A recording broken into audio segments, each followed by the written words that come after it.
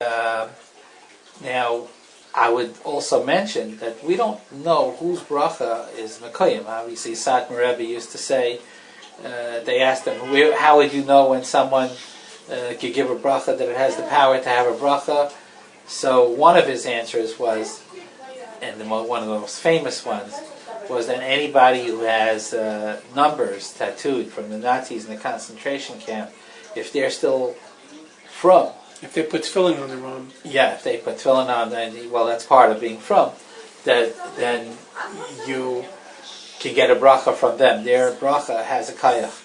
My father, I know, was in a concentration camp all of one night. He escaped, but he got long enough to get those numbers on his arm. He did have it. He was able to show it to me. My mother, who escaped the same time with him, they never got around to put the numbers on. And my oldest brother, who was alive during that time, was also never got the numbers on, only my father. So I don't think I took the opportunity that I should have to get brachas from my father. He gave them to me naturally, and I hope that they're Mekayim. In Mirz Hashem, they're always Mekayim. My father only wanted it for me. And that's very, very good. Are there any other stories, Steve? Well, actually, you mentioning the brachas. When I lived in Venezuela, the local Chabad rabbi complained to my mother, but they were having difficulty having children at the time. So my mother blessed them; they should have sons.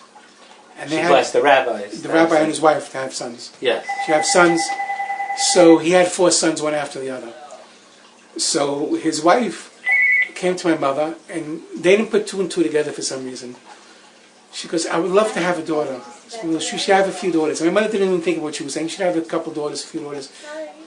For 3 straight years, she had daughters. Rabbi comes over to my mother, says, "I don't know what happened. We were having all sons, and now one daughter after the other." Goes, "Well, your wife asked me for a bracha for daughters, so I gave her a bracha to have daughters. Right. I want a bracha for sons. I don't want to know how many daughters. I want to say, I'll give you a bracha for sons." And he had 3 or 4 more sons, and then they left the country. And they live now in Argentina.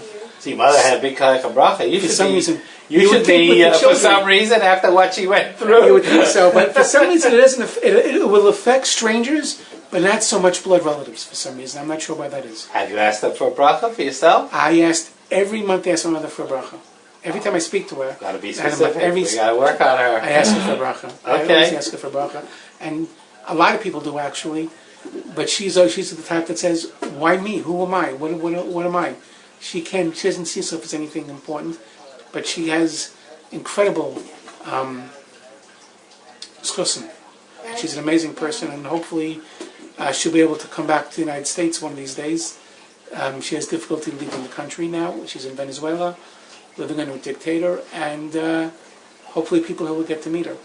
You know, a lot of people know about her, but you have to see her face to face to really get who she is and what she's about.